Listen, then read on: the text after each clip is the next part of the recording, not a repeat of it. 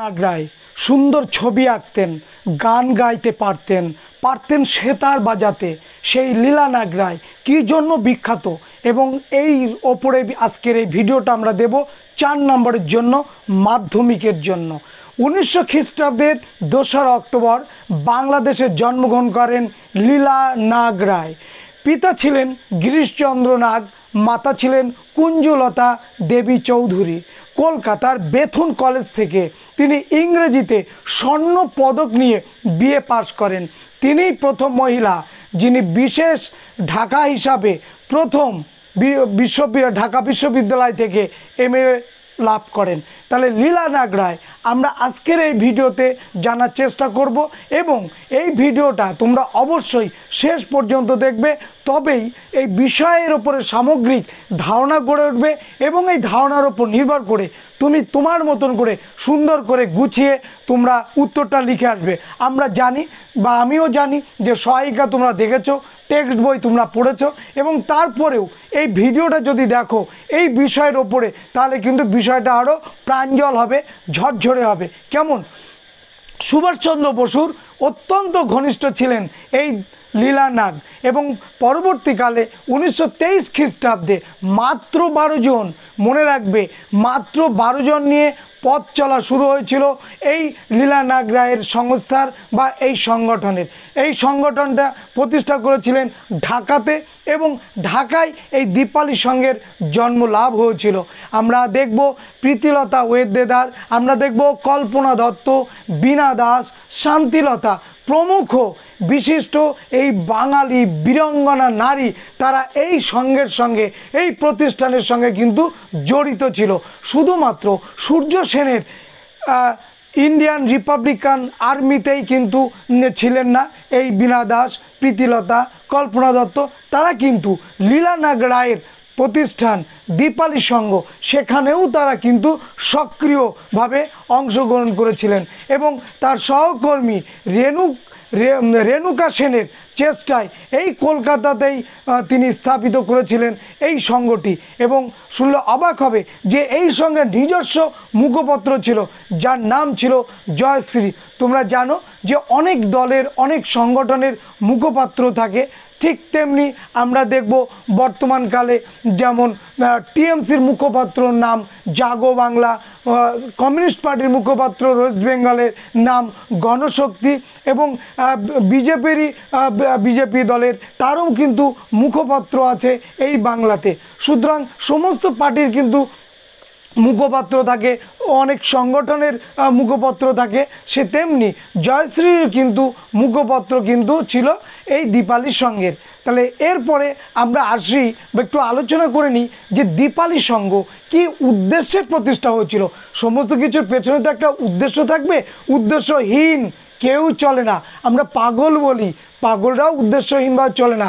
তারও যখন খিদে পায় সে দেখবে কোনো হার্ডওয়্যারের দোকান, লোহা লক্করের দোকানের সামনে কিন্তু সে দাঁড়িয়ে থাকে না, সে কিন্তু খাবারের দোকানের সামনেই যায়। খেয়াল করে দেখবে বাজারঘাটে, বিভিন্ন রেল স্টেশনে বা বড় বড় শহরের যে গরুগুলো চড়ে বেড়ায় বা এদিক ওদিক করে বেড়ায়, সে গরুগুলোর দিকেও তাকাবে, তারা কিন্তু খাবারের দোকানের সামনেই গিয়ে দাঁড়িয়ে থাকে। কখন দোকানদার খাবার দেবে সে এটা খেয়ে চলে যায়, তাই না? আমরা দেখেছি, একদম বাস্তব অভিজ্ঞতা। তা তারা কিন্তু ওষুধের দোকানের সামনে বা হার্ডওয়্যারের দোকানের সামনে বা কাপড়ের দোকানের সামনে কিন্তু তারা দাঁড়ায় না। তাহলে উদ্দেশ্যহীনভাবে কেউই চলে না। ইতর প্রাণী থেকে শুরু করে আমরা মানুষ, তারাও চলি না। আর উদ্দেশ্য থাকবেই। এইরকম একটা মহৎ কাজ নিয়ে দীপালি সংঘ প্রতিষ্ঠা হয়েছিল।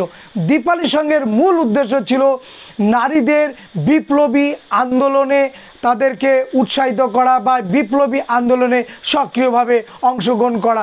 তার জন্যেই দীপালি সংঘ। দীপালি সংঘের দ্বিতীয় উদ্দেশ্য ছিল এই দীপালি সংঘের নারীদের মান মর্যাদা বৃদ্ধি করা, তাদের কৃতিত্বটাকে জাহির করা, ভারতের জন্য যে সমস্ত মহিয়সী নারী তারা আত্মত্যাগ করেছে তাদের ইতিহাসটা তুলে ধরা, এটাও কিন্তু দীপালি সংঘের কাজ। এবং নারী জাগরণ ঘটানো দীপালি সংঘের কাজ, নারী শিক্ষার প্রসার ঘটানো, এটাও কিন্তু দীপালি সংঘের কাজ ছিল। এইবার এই দীপালি সংঘের প্রকাশ্যে এই সংঘটি কেমন ছিল? প্রকাশ্যে ছিল শরীরচর্চা, প্রকাশ্যে ছিল প্রদর্শনী, প্রকাশ্যে বিভিন্ন তাদের সামাজিক অ্যাক্টিভিটিসের কাজগুলো কিন্তু তারা দেখিয়েছে। পক্ষান্তরে ভেতরে কিন্তু বিপ্লবী কর্মকাণ্ড চলতো, যেমন ঢাকার ব্রত সমিতি, সুরাট সমিতি, অনুশীলন সমিতি, ডন সোসাইটি, এগুলোকে আমরা দেখেছি যে এরা প্রথমে বা সাইনবোর্ডে লেখা থাকতো যে এখানে ব্যায়ামাগার, এটা কুস্তিগার, এটা লাঠি খেলা, কিন্তু ভেতরে ভেতরে কিভাবে বোমা বানাতে হয়, কিভাবে পিস্তল চালাতে হয় বা ছুটতে হয়, কিভাবে বোমার মশলা তৈরি করতে হয়, প্রস্তুত করতে হয়, কিভাবে আক্রমণ করতে হবে গুপ্তভাবে শত্রুকে, ব্রিটিশকে, তার ট্রেনিংটা দেওয়া হতো। ঠিক দীপালি সঙ্গের পেছনে কিন্তু এই উদ্দেশ্যগুলো কাজ করত এবং এই দলের প্রশিক্ষণপ্রাপ্তরা ঢাকার বিভিন্ন জায়গায় তারা কিন্তু এই তাদের অ্যাক্টিভিটিসগুলো দেখিয়েছিল। এবং শুনলে অবাক লাগবে যে ঢাকার বিভিন্ন জায়গায় 12টি এই বিদ্যালয় প্রতিষ্ঠা করেছিলেন দীপালি সংঘের অন্যতম প্রতিষ্ঠাতা লীলা নাগরায়। 12টি প্রাথমিক বিদ্যালয় প্রতিষ্ঠা করেছিলেন। দীপালি সংঘ নারী শিক্ষার জন্য নারী শিক্ষা মন্দির তৈরি করেছিলেন, শিক্ষা ভবন তৈরি করেছিলেন এবং ওই সময়কালে ইংরেজি উচ্চ বালিকা বিদ্যালয় সেটাও কিন্তু তৈরি করেছিলেন এই দীপালি সংঘের অন্যতম পুরোধা ব্যক্তিত্ব যিনি হচ্ছেন লীলা নাগরায়। এবারে আসি দীপালি সংঘ আর কি করতেন। শুধু কি বিদ্যালয় প্রতিষ্ঠা, ইংরাজি বিদ্যালয় প্রতিষ্ঠা করলেন, বাংলা বিদ্যালয় প্রতিষ্ঠা করলেন, প্রদর্শনীর ব্যবস্থা করলেন, এ তো করলেনই, কিন্তু আরও দেখব দীপালি সংঘের চেষ্টায় 1924 খ্রিস্টাব্দে চালু হবে দীপালি প্রদর্শনী এবং এতে বাংলার নারীরা খুঁজে পাবে তাদের মুক্তি সংগ্রামের জায়গা বা পথ। মানুষ মুক্তি চায়, আমিও মুক্তি চাই, তুমিও মুক্তি চাও, কেউ লেখাপড়ার মধ্য দিয়ে মুক্তি চায়, প্রতিষ্ঠিত হওয়ার জন্যে মুক্তি চায়, তাই না? তাহলে মুক্তি আমরা পেতে চাই, কেউ পড়াশোনার মধ্য দিয়ে বা তার ব্যক্তিত্বের মধ্য দিয়ে, যাক বিভিন্নভাবে হতে পারে, আধ্যাত্মিকতার মধ্য দিয়ে, সেটা আবার অন্য লাইন। যাই হোক, তবে এখানে নারীদের মুক্তি আসবে কি করে, পরাধীনতার শৃঙ্খল থেকে মুক্তি আসবে কি করে, তার পুরোটা হিসেব নিকেশ এবং পুরোটা পথ দেখানো হয়েছিল এই দীপালি সংঘের উদ্যোগে বিভিন্ন প্রদর্শনীর মধ্য দিয়ে, যেটা নারীদের উৎসাহিত করেছিল। দীপালি ছাত্রী সংঘ প্রতিষ্ঠায় বিশেষ ভূমিকা আমরা এগুলো দেখতে পাবো।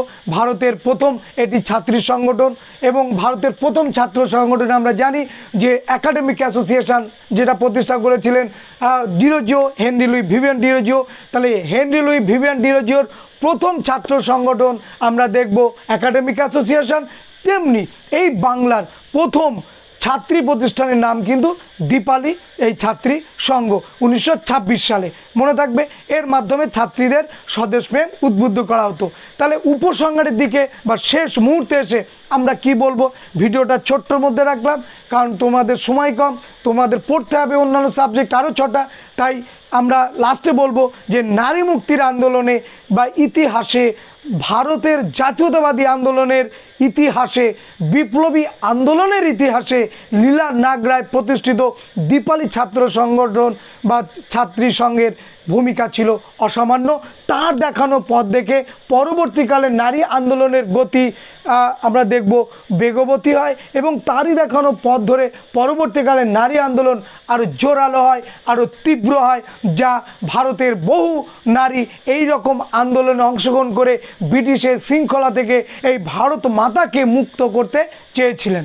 এই কথাগুলো বলে আমরা উপসংহারের দিকে এই দীপালি সংঘটা নিয়ে আসবো। তাহলে দীপালি সংঘের আমরা মূলত একটা সূচনা লিখব, দীপালি সংঘের উদ্দেশ্য লিখব, দীপালি সংঘের সঙ্গে জড়িত ছিল কারা সেটা লিখব, দীপালি সংঘের কার্যকলাপটা লিখব, দীপালি সংঘের অ্যাক্টিভিটিস বা তাদের কি কি প্রদর্শনী করতো সেটা লিখব, দীপালি সংঘের মুখপত্র কী ছিল সেটা লিখব এবং দীপালি সংঘের যে গুরুত্ব সেটা লিখব এবং উপসংহারটা লিখব। এতগুলো বিষয় যদি আমরা দীপালি সংঘের মধ্যে রেখে আসি, কোন শিক্ষক আছেন যিনি এই উত্তরটা দেখে প্লিজড হবেন না, কোন শিক্ষিকা আছেন যিনি এর থেকে নম্বর কেটে নেবেন। বিষয় ভিত্তিক সুন্দর করে গুছিয়ে লিখে আসতে হবে, নম্বরটা দিতে বাধ্য হবে, সেই জায়গাটা তোমাকে তৈরি করতে হবে। আজকের ভিডিওতে সেই কথা রেখে, সেই আশা রেখে শেষ করলাম। দেখা হবে নেক্সট ভিডিওতে। সবাইকে ধন্যবাদ।